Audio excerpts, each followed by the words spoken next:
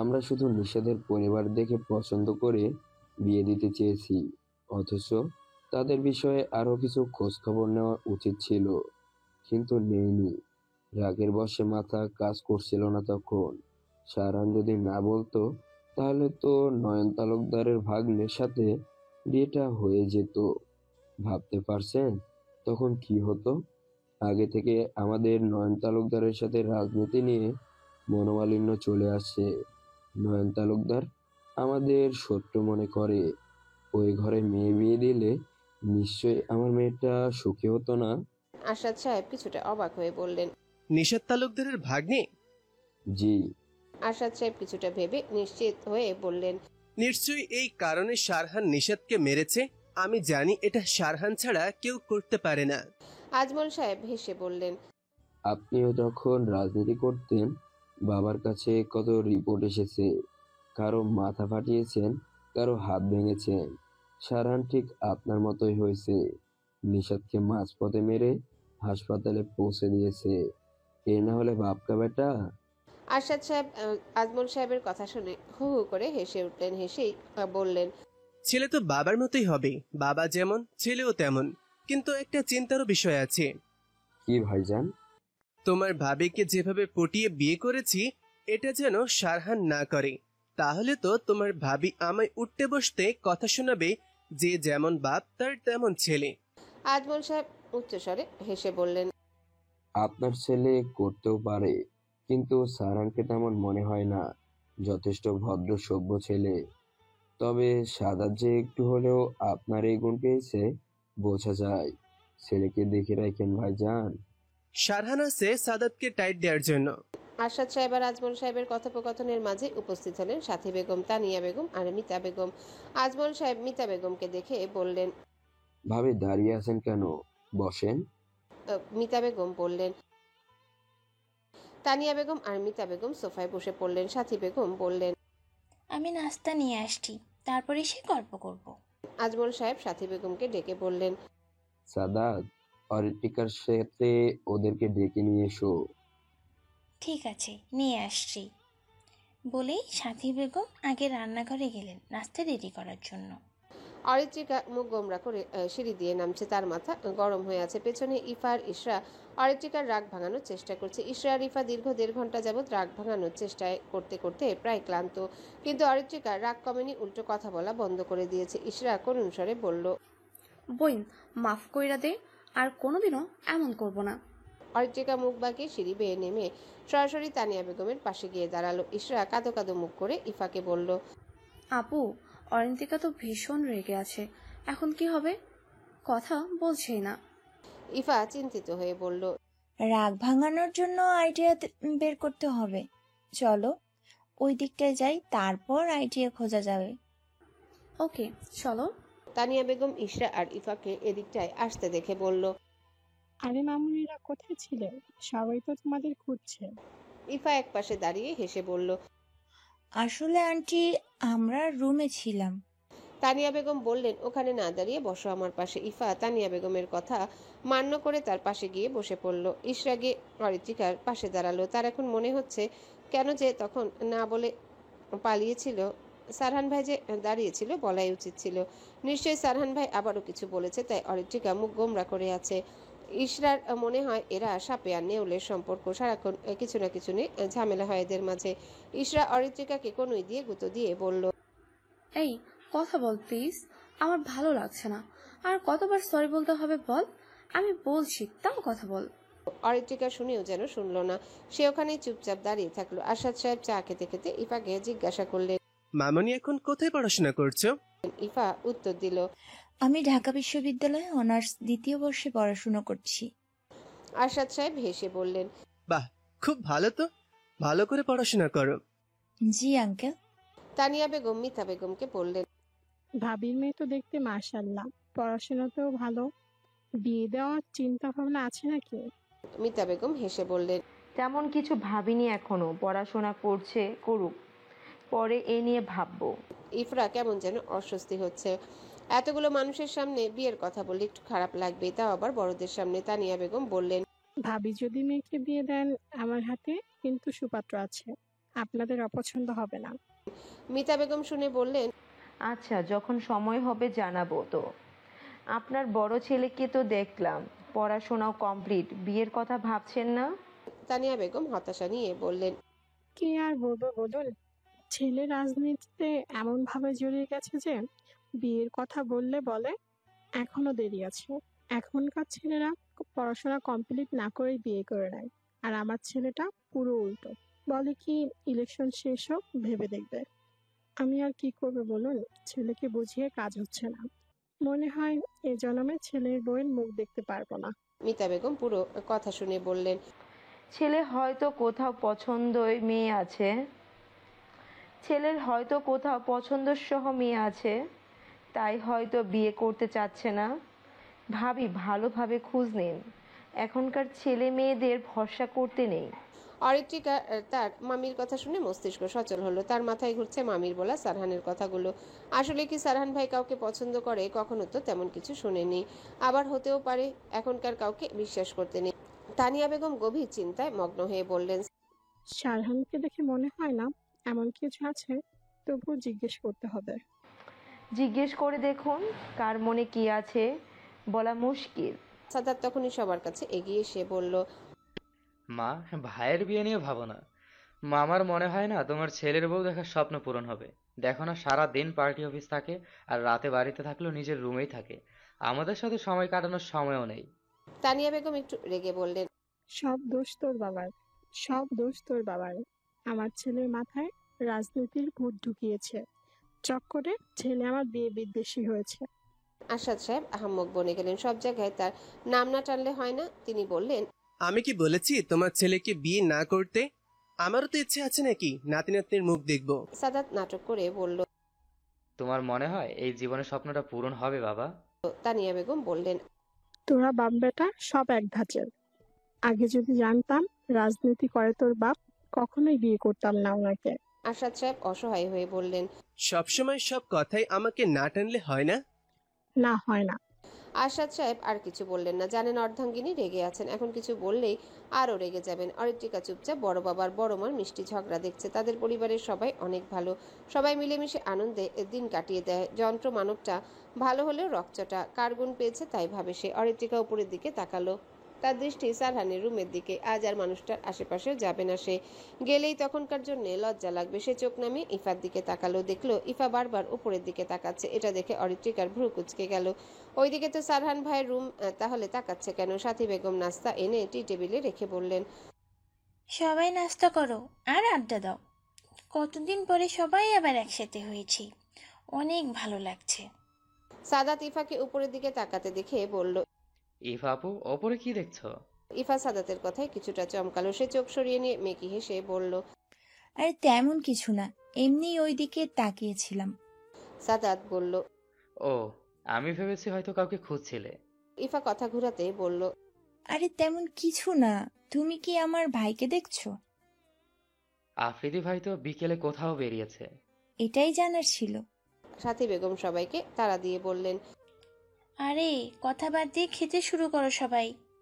সবাই নাস্তা করতে শুরু করলো। আবারও জমে উঠলো আড্ডা। অরিত্রিকা নিজের রুমের সামনে দাঁড়িয়ে আছে। ভেতর থেকে ভেসে আসছে মৃদু গানের স্বর। দরজা আটকানো, তাহলে ভেতরে কে গান ছেড়েছে? কৌতূহল নিয়ে দরজা খুলতেই দেখতে পেল পুরো রুম বেলুন আর ছোট বাতি দিয়ে লাইটিং করা। তার পড়ার টেবিলে বাহারি রকমের চিপস কোল্ড ড্রিঙ্কস সাজানো। এতেই সে অবাক হয়ে গেল, এগুলো সব কে করলো? রুম পুরো ফাঁকা, ইশরা ইফাকেও দেখতে পাচ্ছে না। কোথায় গেল সবাই? সে রুমের ভেতরে ঢুকতেই ইশরা ব্যালকনি হতে বেরিয়ে এলো। ইশরাকে দেখে অরিত্রিকার চোখ কপালে। এসব কি দেখছে সে? এরপর সাদাত আর ইফাকেও একই সাজে দেখে অরিত্রিকা রাগ ভুলে উচ্চস্বরে হেসে উঠল।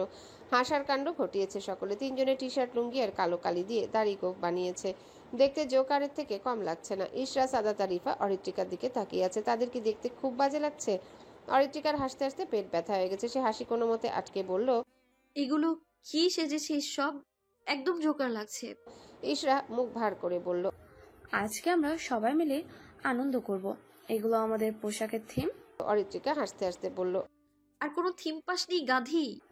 না, পাইনি। এবার তোর পালা, ফটাফট রেডি হয়ে নে। অরিত্রিকা হাসি থামিয়ে বলল, আমাকেও পড়তে হবে এসব? সবাই একসাথে বলে উঠল, অবশ্যই। অরিত্রিকাও সায় দিল তাদের কথায়। সে বলল, আমার লুঙ্গি টি শার্ট কই? সাদাত বলল, টি শার্ট তো সবারটা পেয়ে গেছে, কিন্তু লুঙ্গি তো নাই আর। অরিত্রিকা বলল। তাহলে আমি কি পরবো? ইশরা, সাদাত, আরিফা বিছানায় বসলো। তাদের মুখে চিন্তার ভাঁজ। অরিত্রিকা ভাবছে কই পাবে আরেকটা লুঙ্গি। এর মাঝে সাদাত নির্বার হয়ে বলে উঠল। লুঙ্গির খোঁজ পেয়েছে। অরিত্রিকা উচ্ছ্বসিত হয়ে বলল। কোথায়? সাদাত মুখ কাচুমাচু করে বলল। সারহান ভাইয়ের রুমে। বাবা ভাইকে একটা লুঙ্গি দিয়েছিল, ওটা এখনো ভাইয়ের আলমারিতেই আছে। অরিত্রিকা সহসা বলে উঠল। অসম্ভব, আমি ওনার লুঙ্গি আনতে পারবো না। ইশরা আর ইফা যতটুকু খুশি হয়েছিল আবারও খুশিতে পানি ঢেলে বসে রইল। সাদাত একটু ভাব নিয়ে বলল। ভাই তো রুমে নেই, চল তুই আর আমি গিয়ে নিয়ে আসি। অরিত্রিকা বলল। তখন তোর ভাইয়ের সামনে পড়ে যে লজ্জা পেয়েছি রে, আমি আর ওদিকে যাচ্ছি না। আরে চল, ভাইকে বাইরে যেতে দেখেছি, এখন গেলে ধরতেও পারবে না আমরা রুমে গিয়েছিলাম। লুঙ্গি নিয়ে আসলেও কিছু বলবে না, কারণ ভাই তো লুঙ্গি পরে না। ঠিক আছে চল, আমরা সাথে তুইও রুমে ঢুকবি। এবার আমি ধরা খেলে তুইও খাবি। আচ্ছা চল। অরিত্রিকা সাদাত সারহানের রুমের সামনে দাঁড়িয়ে দরজার ফাঁকা দিয়ে রুম পর্যবেক্ষণ করছে। সারহান আছে কিনা তা দেখার চেষ্টা করছে। না, নেই। দুজনা রুমে চোরের ন্যায় প্রবেশ করলো। অরিত্রিকা সাদাতকে ফিসফিসিয়ে বলল। লুঙ্গি কোথায়? আলমারিতে। চাবি কই পাবো? আরে আলমারি খোলা আছে। অরিত্রিকা সময় নষ্ট না করে আলমারি খুললো। খুলে চোখ বুলালো কোথায় লুঙ্গি আছে। অবশেষে আলমারির এক কোণায় কাঙ্ক্ষিত জিনিসটা পেয়ে গেল সে। এতেই সে উচ্ছ্বসিত হলো। দ্রুত জিনিসটা নিয়ে আলমারি বন্ধ করে সাদাতকে বলল। চল পালাতে হবে, না হলে ধরা পড়ে যাব। অরিত্রিকার বলতে দেরি হয়নি। সাদাত শুনে ভো দৌড় দিল। অরিত্রিকা আর দেরি না করে দ্রুত রুম থেকে বেরিয়ে গেল।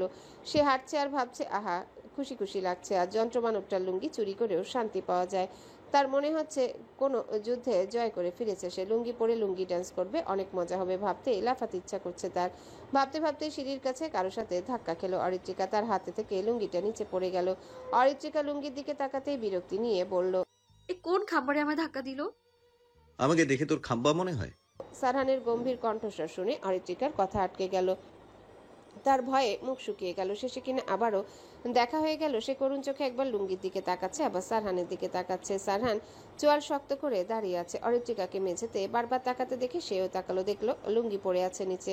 লুঙ্গিটা যে তার চিনতে ভুল হলো না সারহানের। সে ভরাট কণ্ঠে বলে শুধালো। লুঙ্গি কই পেয়েছিস? অরিত্রিকা এখন কি উত্তর দিবে তার মাথা ঘুরছে। ভন ভন করে সে নিশ্চুপ রইল। সারহান ধমকে বলল। কোথায় পেয়েছিস? অরিত্রিকা, তোরে এই মাইনকা চিপাই থেকে কে বাঁচাবে এখন? তার থেকে বলে দেওয়াই ভালো। অরিত্রিকা মিনমিনিয়ে উত্তর দিল। আপনার রুম থেকে চুরি করেছি। সারহান নাক মুখ কুচকে বলল। তোর যে ছেলেদের মতো লুঙ্গি পরার ইচ্ছা আছে আগে তো জানতাম না। চাচাকে বলে তার গুণধর কন্যার জন্য লুঙ্গির ব্যবস্থা করতে হবে দেখছি। রাত 12টা বেজে 20 মিনিট। অরিত্রিকার রুম যেন গুদাম ঘরের ন্যায় হয়ে আছে। চারজনের উড়াধুরা নাচে। বিছানা, বালিশ, কাঁথা সবকিছু এলোমেলো হয়ে আছে। যে কোনো মানুষ রুমে ঢুকে অবস্থা দেখে বলবে এটা নিশ্চয়ই গোয়াল ঘর। এখন দেখতে গোয়াল ঘরের থেকে কম কিছু লাগছে না। চারজন নাচতে নাচতে কাহিল অবস্থা। সবগুলো মেঝেতে শুয়ে গড়াগড়ি খাচ্ছে। অনেকদিন পর এমন বাদরামি করলো সকলে মিলে। তার উপর চিপস, কোল্ড ড্রিঙ্কস খেয়ে খাবার গলা অবধি পৌঁছে গেছে। সাদাত মেঝেতে হাত পা ছড়িয়ে হাঁপিয়ে যাওয়া কণ্ঠে বলল। আমি আমার রুমে গেলাম, খুব ক্লান্ত হয়ে গেছে। আজ এই পর্যন্তই থাক, আবার কোনো একদিন আমরা সকলে মিলে মজা করব। অরিত্রিকা মনে হচ্ছে শরীর চলছে না। সে ক্লান্তি নিয়েই বলল। ঠিক আছে যা। সাদাত মেঝে থেকে উঠে সবার উদ্দেশ্যে বলল। ইফা, ইশরা হাত নাড়িয়ে সাদাতকে বিদায় জানালো। সাদাতও ক্লান্ত শরীরে প্রস্থান করলো সেখান থেকে। ইফা অরিত্রিকাকে বলল। লুঙ্গি নিয়ে যে দৌড়ে আসলি, কিছু কি হয়েছিল তখন? অরিত্রিকার মুখ থমথমে হয়ে গেল। সে মেঝে থেকে উঠে বসে হতাশা নিয়ে বলল। আর কি হবে, ধরা খেয়ে গিয়েছিলাম আবারও। ইশরা আর ইফার মুখ কিঞ্চিত থা হয়ে গেল। তারা শোয়া থেকে বসে অরিত্রিকার দিকে অদ্ভুত দৃষ্টি ফেলল। এই মেয়ে সব জায়গায় ধরা খায়, কিভাবে বুঝে আসে না তাদের। এখন দুজনের মাঝে কৌতূহল বিরাজ করছে। সারহান কি কিছু বলেছে? ইশরা কৌতূহল দমিয়ে রাখতে না পেরে বলল। ভাই কি কিছু বলেছে? অরিত্রিকা মুখ গোমরা করে বলল। তোর ভাই কি কিছু না বলে থাকার মানুষ? ইফা আগ্রহী হয়ে শুধালো। অরিত্রিকা চিপসের প্যাকেট থেকে চিপস মুখে পুড়ে পড়ল। বলেছে বাবাকে বলবে আমার জন্য লুঙ্গির ব্যবস্থা করতে। ইফা আর ইশরা কথাটা শুনে হেসে উঠল। ইশরা হাস্যরত অবস্থায় বলল। তাহলে তো ভালোই হবে, শারণ ভাইয়ের লুঙ্গি চুরি করতে হবে না। আর সামান্য লুঙ্গি নিয়ে আসতেই ধরা খেলি, এটা মানা যায়? অরিত্রিকা চোখ গরম করে বলল। তোকে পাঠানো লাগতো, তখন বুঝতে কেমন লাগে? আমি অন্তত ধরা পড়তাম না। ইফা ওদের থামাতে বলল। আরে তোমরা চুপ করো, অনেক রাত হয়েছে, ঘুমানোর প্রয়োজন। মুখের কালিগুলো তুলতে হবে। আমি ওয়াশরুমে গেলাম। ইফা কথাটা বলে ওয়াশরুমে গেল। ইশরা অরিত্রিকাকে ডেকে বলল। এই শোন, একটা ইম্পর্টেন্ট কথা আছে। অরিত্রিকা বিরক্ত হয়ে বলল। কান বন্ধ করে রাখিনি, খোলাই আছে, কি বলবি বল। ইশরা অরিত্রিকার কানের কাছে ফিসফিসিয়ে বলল। আরে এটা সিক্রেট কথা। অরিত্রিকা বলল।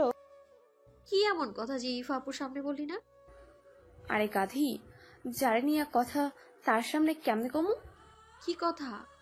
ইশরা অরিত্রিকার কাছাকাছি এগিয়ে এসে ফিসফিস করে বলল। আমার কি মনে হচ্ছে জানিস? ইফা আপু মনে হয় শারণ ভাইকে পছন্দ করে। ওই যে বলে না প্রথম দেখায় প্রেম, তেমনটাই হয়েছে। অরিত্রিকা শুনে ইশরার দিকে তীক্ষ্ণ চোখে তাকালো। ইশরা তা দেখে ভড়কে গিয়ে বলল। আরে এমন করে তাকাচ্ছিস কেন? আমার সন্দেহ কখনো ভুল হয় না। তুই খেয়াল করেছিস কিনা জানি না, প্রথম থেকেই আপু শারণ ভাইকে নিয়ে বেশি ভাবছে। আজ সবাই আড্ডা দিচ্ছিল, তখন ইফা আপু ভাইয়ের রুমের দিকে তাকিয়েছিল, তুই খেয়াল করিসনি? অরিত্রিকা তখনই মনে পড়ল সন্ধ্যার সেই ঘটনাটি। সেও তো ইফাকে সারহানের রুমের দিকে তাকিয়ে থাকতে দেখেছে, কিন্তু সে বিষয়টা স্বাভাবিকভাবে নিয়েছে। এখন ইশরার কথা শুনে মনে হচ্ছে আসলেই কোনো গন্ডগোল আছে, আবার উকিঝুঁকি মারছে সারহানের রুমে, কোনো তো কাহিনী আছে। অরিত্রিকা ভাবুক হয়ে বলল। আমারও কেমন যেন সন্দেহ হচ্ছে। শোন, তুই আর আমি ইফাপুর উপর নজর রাখবো, ঠিক আছে? ইশরাও চিন্তিত স্বরে বলল। ঠিক আছে, আমাদের মিশন হলো ঘরের ছেলেকে অন্য বাড়ির জামাই হতেই দিব না। অরিত্রিকাও সায় দিয়ে আবারও থেমে গেল। একদম ঠিক। এই 1 মিনিট, মানে কি বললি? ইশরা বেফাঁস হয়ে কথা বলে ফেসে গেছে। তার তো এখন সন্দেহ যাচ্ছে না যে অরিত্রিকার সারহানের মাঝে কিছু নেই। ইশরা না বুঝার ভান করে বলল। কই, কি বলেছি? অরিত্রিকা চোখ ছোট ছোট করে বলল। একটু আগে বলি যে সারহান ভাইকে অন্য বাড়ির জামাই হতে দিবি না, এসবের মানে কি? ইশরা হেসে কথা উড়িয়ে দিল। সে বলল। আরে তেমন বলতে ভুল হয়েছে, কিন্তু ইফা আপু কিন্তু সুন্দরী। বড় মামিও কেমন প্রশংসা করলো শুনলি না? আমার মনে হচ্ছে মামিরও ইফা আপুকে ভালো লেগেছে। এখন যদি মামি ইফা আপুকে ছেলের বউ বানাতে চায় তখন কি হবে?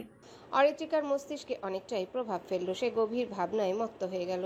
আসলে কি এমন কিছু হবে? যদি বড় মা সত্যি বিয়ের প্রস্তাব দিয়ে বসে তখন কি হবে? সে তার মামিকে চিনে, এমন সুপাত্র নিশ্চয়ই হাতছাড়া করবেন না, মেয়ের সাথে বিয়ে দিয়ে ছাড়বেন। এসব আকাশকুসুম ভাবনা তাকে জেগে ধরলো। সে কল্পনা করতে লাগলো দুজনকে পাশাপাশি বিয়ের সাজে কেমন লাগবে। ভাবতেই তার ছোট্ট সত্তা অনামিশায় ডুবে গেল। কোনো কারণবশত মন ভার হলো তার।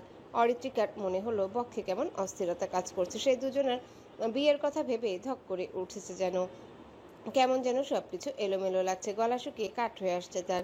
ইশরা অরিত্রিকাকে চুপ করে গভীর ভাবনায় বিভোর থাকতে দেখে বলল। এই কই হারাইলি? অরিত্রিকার ভাবনা সুতো ছিল তখনই। সে ইশরার দিকে নির্মল তাকিয়ে বলল। কোথাও না, তুই ফ্রেশ হয়ে নে। ঠিক আছে। তুই রুমে থাক, আমি পানি নিয়ে আসি নিচ থেকে। আচ্ছা যা। অরিত্রিকা উঠে টেবিল থেকে ওয়াটার পটার নিয়ে চলে গেল। সারহান এতক্ষণ এমপি মহোদয়ের সাথে কথা বলছিল। কিছুদিন পরে এ ভোটে দাঁড়াবে যে সকল প্রার্থী, তাদের মনোনয়ন দেওয়া হবে। মনোনয়ন নিতে দলের কিছু সংখ্যক নেতাকর্মীকে নিয়ে ঢাকায় যেতে হবে। সেগুলো নিয়ে অনেকক্ষণ ধরে কথোপকথন চলেছে তাদের মাঝে।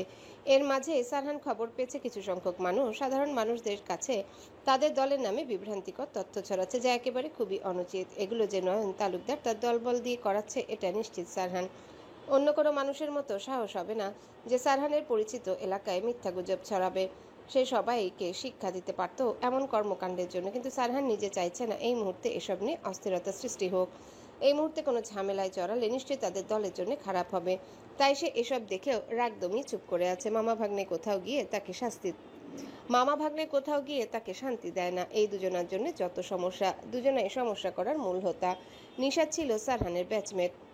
এই রাজনৈতিক কারণে দুজনের কখনো বনিবনা হয়নি। নিশাদ ভার্সিটিতে পড়াকালীন অনেক উশৃঙ্খল জীবনযাপন করতো, প্রতিনিয়ত অন্যায় কাজ নিয়ে মেতে থাকতো। ক্যাম্পাসে ছোট ছোট বিষয় নিয়ে ঝামেলা মারামারি লেগেই থাকতো, আর এগুলোই সারহানের পছন্দ ছিল না। সে নিশাদের অন্যায় কর্মকাণ্ডের বিরুদ্ধে প্রতিবাদ করত। এই কারণে নিশাদ সারহানকে শত্রুর চোখে দেখতো, অবশ্য এখনও দেখে।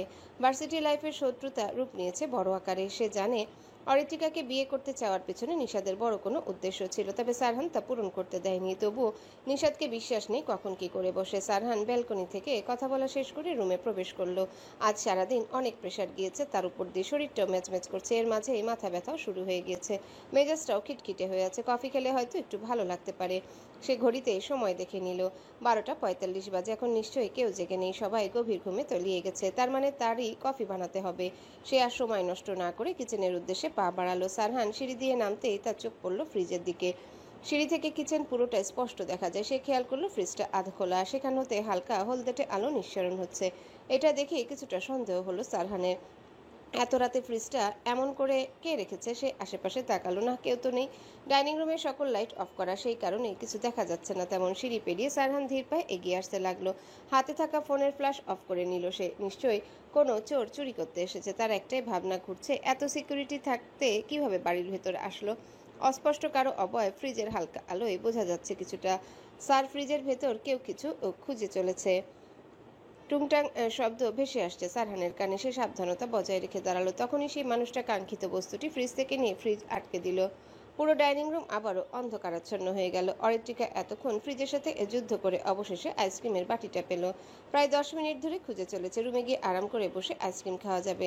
অরিত্রিকা আইসক্রিম হাতে 2 কদম আগাতেই কেউ তার বাহু ধরে দেয়ালের সাথে চেপে ধরলো। তখনই আইসক্রিমের বাটি হাত থেকে ছিটকে পড়ল মেঝেতে। সেদিকে অরিত্রিকার খেয়াল নেই। তার হাত এতটা শক্ত করে ধরেছে যে সে ব্যথায় আর্তনাদ করে উঠল। ব্যথায় অশ্রুতে ভিজে এলো চোখ। সে ব্যথাতুর কণ্ঠে বলে উঠল, কে? তখনই সারহান হাতে ধরে থাকা ফোনটা উঁচিয়ে অরিত্রিকার মুখের দিকে ধরল। অরিত্রিকা অশ্রুসিক্ত নয়নে তাকালো মানুষটার দিকে। তাকাতেই দেখতে পেল শ্যাম পুরুষটির গম্ভীর মুখের আদল। তার দিকে তীক্ষ্ণ দৃষ্টিতে এক ধ্যানে তাকিয়ে আছে। পুরুষালী শক্ত তালুর মাঝে এখনো তার নরম বাহু আবদ্ধ। সে দাঁত চেপে ব্যথা সহ্য করে বলল, সারহান ভাই, আমার হাতে লাগছে। সারহানের হাত নরম হয়ে এলো। সে তখনই অরিত্রিকার বাহু ছেড়ে দিয়ে স্বাভাবিকভাবে দাঁড়ালো।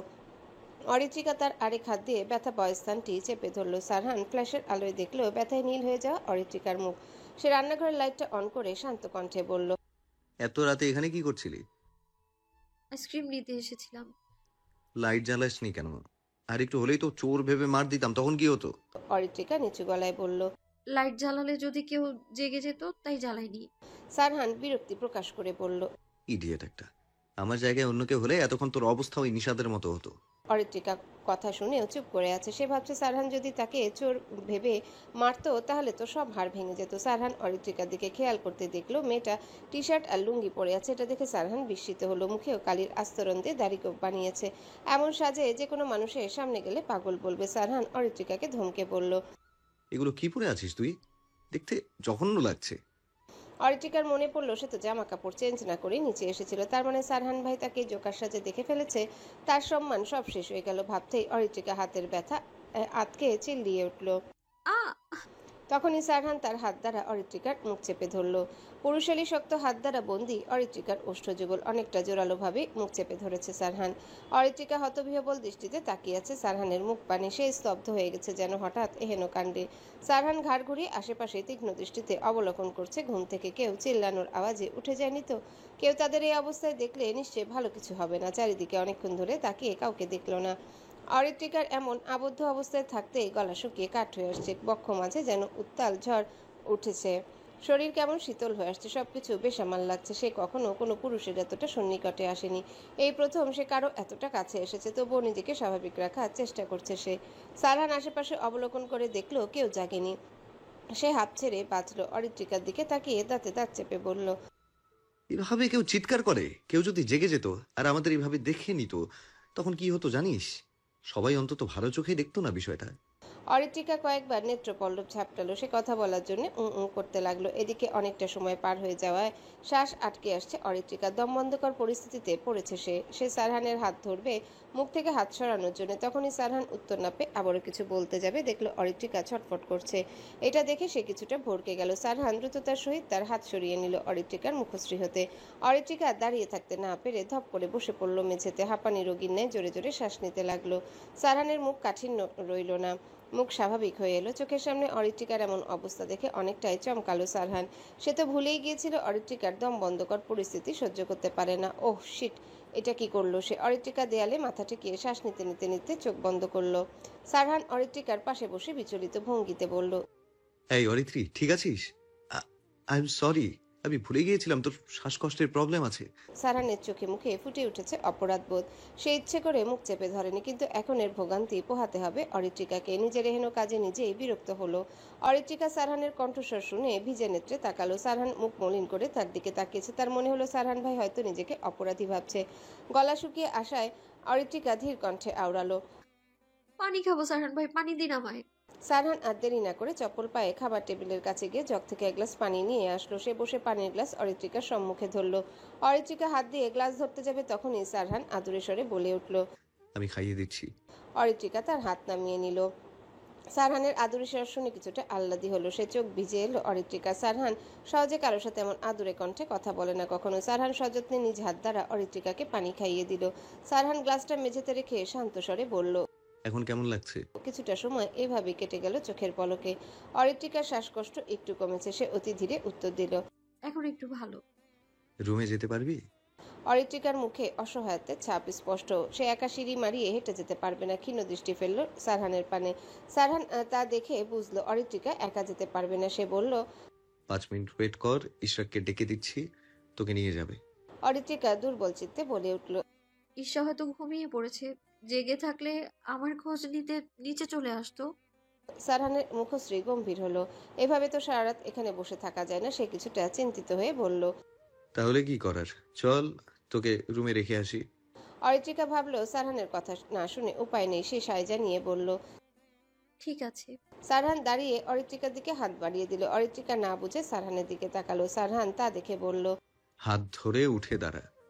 অরিত্রিকা অস্বাচ্ছন্দ্যে হাত বাড়িয়ে সারহানের হাত ধরে উঠে দাঁড়ালো। সারহান তার আরেক হাতে প্যান্টের পকেটে ফোন পুরে অন্য পকেট হতে রুমাল বের করলো। সে রাতে এসে অ্যাড্রেস চেঞ্জ করেনি, কারণ সময় হয়নি। এসে এমপি মহোদয়ের সাথে কথা বলছিল। অরিত্রিকা সারহানের হাতে রুমাল দেখে ভাবলো এটা আবার কি করবে। সারহান রুমাল দ্বারা অরিত্রিকার মুখের কালি ধীরে ধীরে মুছে দিতে লাগলো। অরিত্রিকা যেন থমকে গেল। স্তম্ভিত নয়নে সে সারহানের দিকে তাকালো। তার সবকিছুই কেমন অবিশ্বাস্য মনে হচ্ছে। এটা সে কি দেখছে? সারহান তার নিজ হস্তে মুখমণ্ডলে থাকা কালির আস্তরণ তুলে দিচ্ছে। সারহানের স্পর্শে অরিত্রিকা বিচলিত হলো। তার শরীর যেন অসাড় হয়ে আসছে। সে কিছুটা পিছিয়ে গেল। সারহান তখনই পুরুষালী মুঠো দ্বারা অরিত্রিকার হাত শক্ত করে ধরল। অরিত্রিকার কাছে সবকিছু অস্বাভাবিক লাগলেও সারহান স্বাভাবিক আছে। কালি মুছতে মুছতে সারহান গম্ভীর কণ্ঠে বলল, আর কোনোদিনও এমন উদ্ভট সাজবি না, আর আমার সামনে এমন উদ্ভট পোশাকে আসবি না। কেমন পেতনির মতো দেখাচ্ছে তোকে। আয়নার সামনে গিয়ে একবার নিজেকে দেখবি কেমন লাগছে। আমার জায়গায় যদি আফ্রিদি থাকতো তখন কেমন হতো? লজ্জায় দাঁড়াতে পারতি না তার সামনে। অরিত্রিকা অবুঝের ন্যায় চোখ পিটিয়ে তাকালো। সারহান তা দেখে শ্বাস ফেলে বলল, বড় হচ্ছিস, সবকিছু বুঝতে শিখেছিস, ভদ্রভাবে চলাফেরা করবি। সারহান সুন্দরভাবে অরিত্রিকার মুখশ্রীর কালি মুছে দিল। হালকা হালকা কালি এখনো লেগে আছে মুখে। পানি দিয়ে মুখ না ধুলে উঠবে না। সারহান বলল, এই কালি কোথায় পেয়েছিস? অরিত্রিকা মিনমিনিয়ে উত্তর দিল। সাদাত কয়লা কিনে এনেছিল। সারহান তা শুনে ফোঁস করে নিঃশ্বাস ফেলল। এদের দ্বারা সব সম্ভব। এসব উদ্ভট কাণ্ডের জন্য কেউ কয়লা কিনতে চায়? সারহান আর কথা না বাড়িয়ে বলল, চল। কোথায়? সারহান রুরু গলায় বলল। এখানেই দাঁড়িয়ে থাকার ইচ্ছা আছে? থাক তাহলে, আমি আমার রুমে চললাম। অরিত্রিকা করুণ স্বরে বলল, আমি একা যেতে পারবো না। তাহলে চল। অরিত্রিকার চোখে ঘুম নেই। সে শুধু এপাশ ওপাশ করছে। ঘুম আজ হয়তো চোখের পাতায় ধরা দিবে না। তবুও চোখ বন্ধ করে বিছানায় পড়ে রইল। পাশে 2 কুম্ভকর্ণ ঘুমাচ্ছে আরামসে। এদিকে অরিত্রিকা বিরক্ত হয়ে গেছে। কখন ঘুম আসবে চোখে। চোখ বন্ধ অবস্থায় মনে পড়ল তখনকার কথা। সারহান তাকে হাত ধরে সাবধানে রুমের সামনে রেখে গিয়েছিল। রুমে আসতেই দেখলো ইশরা আর ইফা আগেই ঘুমিয়ে গেছে। অরিত্রিকার তৎক্ষণাৎ সারহানের বলা কথা মনে পড়ে গেল। সে দুর্বল চিত্তে হেঁটে গেল। আয়নার সামনে যেতেই তার চোখ বড় বড় হয়ে গেল। সেই অবস্থায় নিচে গিয়েছিল ভাবতেই নিজের মাথায় নিজেরই বাড়ি দিতে ইচ্ছা হলো। এই কারণেই সারহান তাকে ওসব বলেছিল। টি শার্ট আর লুঙ্গিতে অদ্ভুত লাগলেও সে যে ওড়না নিতে ভুলে গিয়েছিল নিচে যাওয়ার সময়। এতটা গর্ধব কেন সে? অরিত্রিকা নিজেকে ঘুরিয়ে ফিরিয়ে দেখতে লাগলো। আয়নার সামনে দেখতে মোটেও খারাপ লাগছে না। টি শার্ট যথেষ্ট ঢিলাঢালা আর সে মোটাও নয়। তবুও এভাবে কারোর সামনে যাওয়াটা খারাপ দেখায়। সে ভাবছে সারহানের সামনে তার মান সম্মান শেষ। লজ্জায় তো সামনেই যেতেই পারবে না। তাকে নিশ্চয়ই সারহান ভাই বেয়াদব উপাধি দিয়েছে আজকে। এতেই হতাশায় ডুবে গেল সে। আর ভাবতে পারল না এতটা কেয়ারলেস কেন সে। সবসময় ভুলভাল কাজ তার দ্বারাই কেন হয়।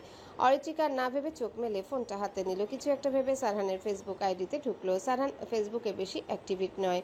তবে তার নামে একটা পেজ আছে, সেটার মনিটরিং করে আবির নামের ছেলেটি। বিভিন্ন রাজনৈতিক পোস্ট, ছবি, ভিডিও শেয়ার করে পেজে। তা নিয়ে অরিত্রিকার কোনো মাথা ব্যথা নেই। রাজনীতি করতে হলে কত কি করতে হয়। অরিত্রিকা ফোন স্ক্রল করতে করতে একটা ছবিতে তার দৃষ্টি আটকে গেল। ছবিটির মালিককে সুদর্শন লাগছে। সুঠামদেহী শরীরে কালো শার্ট যেন সৌন্দর্যের মাত্রা বাড়িয়ে দিয়েছে। শ্যাম পুরুষকের যে কালো শার্টে অতিরিক্ত মাত্রায় সুদর্শন লাগে তা হয়তো সারহানকে না দেখলে বিশ্বাস করতো না। ছবিটা পোস্ট করা হয়েছে 3 ঘন্টা আগে, তাই এত লাইক কমেন্ট। সে আগ্রহী কমেন্ট বক্স দেখতে লাগলো কে কি কমেন্ট করেছে। কমেন্টগুলোর অর্ধেকের বেশি মেয়ে মানুষের পুতু মার্কা কমেন্ট। সারহানের ফ্রেন্ড লিস্টে মেয়ে খুব কম সংখ্যক রয়েছে। তারা সারহানের ফ্রেন্ড সার্কেলের সাথে যুক্ত। সারহানের প্রোফাইল লক না থাকায় সব মেয়ে মানুষ হামলে পড়েছে কমেন্টে। এইসব দেখে অরিত্রিকা বিরক্ত হলো। অন্তকোণে কোথাও রাগ লাগলো। মেয়ে মানুষ ভদ্র নম্র হবে, কিন্তু এখানে পুরাই উল্টো। এসব আর দেখার ইচ্ছে হলো না অরিত্রিকা। সে ফোন রেখে দিল। ঘড়ির টিকটক আওয়াজ হচ্ছে। সেই শব্দ নিস্তব্ধতায় যেন অধিক জোরে শোনা যাচ্ছে। সে অন্ধকারাচ্ছন্ন রুমের দিকে তাকিয়ে আছে, অপেক্ষা করছে নিদ্রারত। সারহান সোফায় বসে আরশাদ সাহেবের সাথে ব্যবসা নিয়ে আলোচনা করছে। সারহান তার বাবার কথা শুনে বোঝার চেষ্টা করছে। সাদাত ঘুমো ঘুমো চোখে বসলো।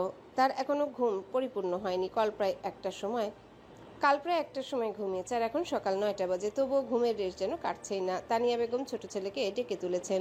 আরশাদ সাহেব কথা থামিয়ে সাদাতকে বললেন, বাবা, তোমার তো এখনো ঘুমই কাটেনি, যাও আবারও ঘুমিয়ে পড়ো। সাদাত বুঝলো তার বাবা ঘুমের জন্য ব্যগ্র করছেন তাকে। সে কথা গায়ে মাখলো না, উল্টো হেসে বলল, আজ ঘুমাতে ভালো লাগছিল না, তাই আগেই উঠে পড়েছে। কাল থেকে ভাবছি 12টা পর্যন্ত ঘুমাবো।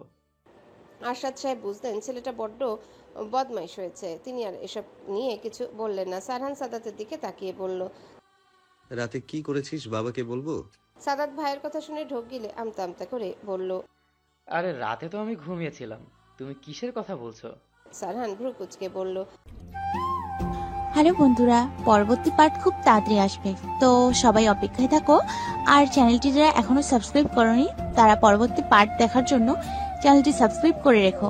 ধন্যবাদ সবাইকে, আমাদের সাথেই থেকো।